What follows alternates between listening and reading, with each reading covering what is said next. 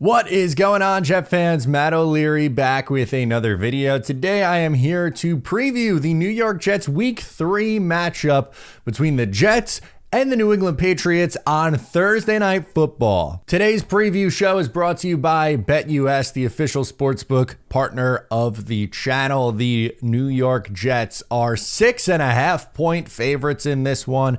Sign up using promo code YouTube150, that is YouTube150, and get a 150% match deposit bonus on your first 3 deposits up to $2,000. That's where I've been doing my gambling all NFL season so far. If you want to get in on the Jets, maybe you like a point total, maybe you like the money line, whatever it is, you can sign up using YouTube 150 to get in on the fun. All right, my pick will come at the end of the video, but let's go through the preview. So looking at the opponent, the New England Patriots, let me tell you, are a hell of a lot more scrappy than I thought they'd be this year. Looking at that roster, I don't think it is a very good roster, but I will give the team a lot of credit. They are fighting hard through the first 2 games. They have a win over the Cincinnati Bengals, 16-10.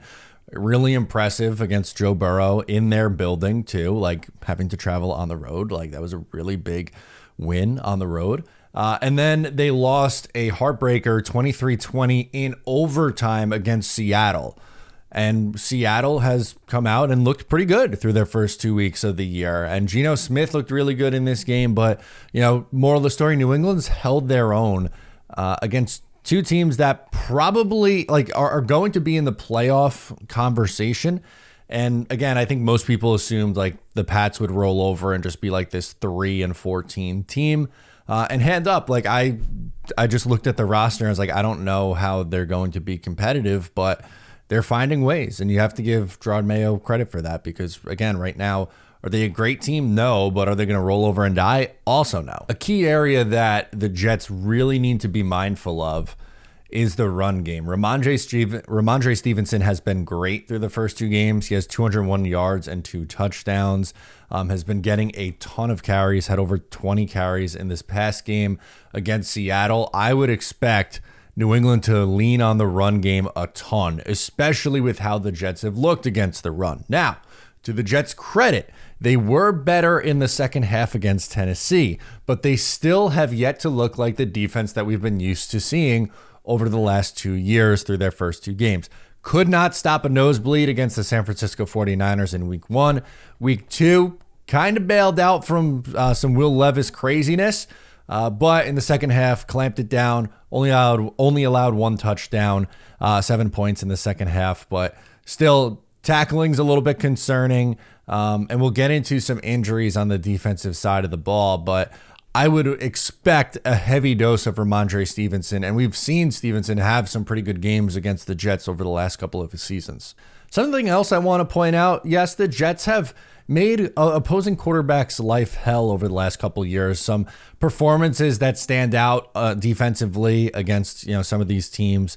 CJ Stroud looked awful. The Jets were able to intercept Patrick Mahomes a few times.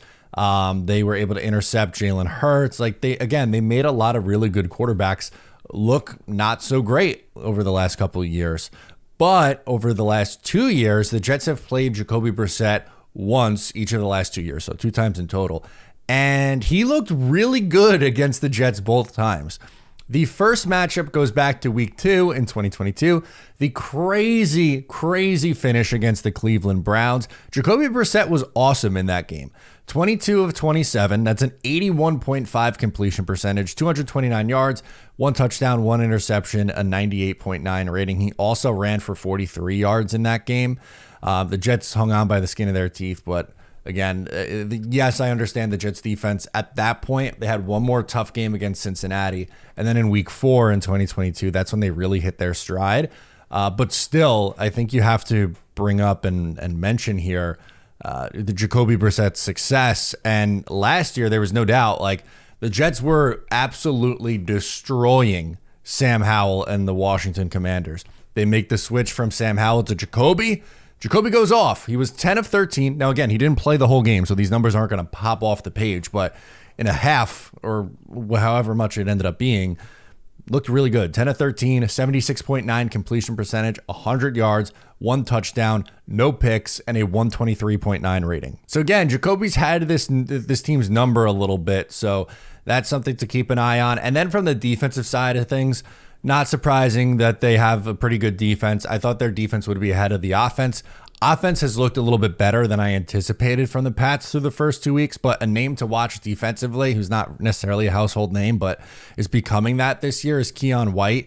He has 4 sacks and 8 pressures through the first 2 games. So Jets offensive line, who, by the way, has been very, very good in pass protection, is going to face a pretty tough test. But again, with Tyron Smith and Morgan Moses, Elijah Vera Tucker, got to give a lot of credit to the new left guard as well. I think that we've seen a lot there. It was John Simpson who had a really big block on the first Braylon Allen touchdown over at left guard. So, got to give him the credit that he deserves. He's been very good through training camp, but then also into the regular season. And then Joe Tippmann, I think, has settled in and been a pretty nice center for this team. So all in all, Jets offensive line playing well in pass protection.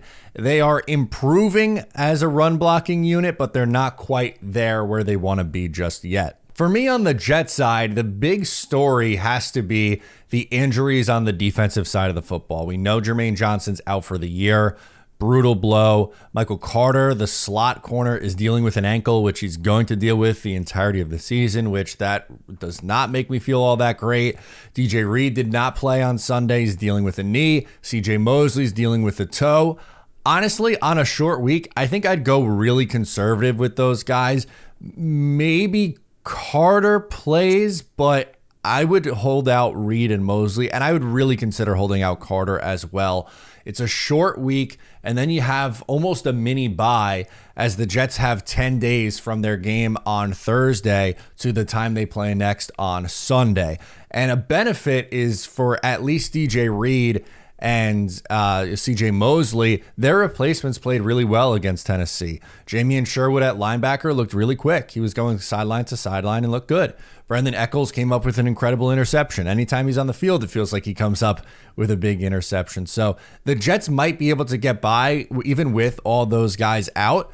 But you don't want to just completely rest guys and then you lose the game, right? And then the conversation's going to be, well, you could have played, insert player here, and maybe you had a better shot, but I don't think anyone's going to hold it against, at least they shouldn't, in my opinion, the Jets coaching staff, if they decide to be a little bit conservative with Carter, Reed, Mosley for the long haul here. It's a 17-game season. I don't want to rush them on a short week going into week 3 of said season. While I've talked up the Patriots defense, they've been susceptible, at least last week, to the pass. And Aaron Rodgers hasn't really thrown for a ton of yards yet. I'm not panicking about it. The opportunity hasn't been there. He threw for 167 and 176. He had 21 attempts in the first game and 30 this past game.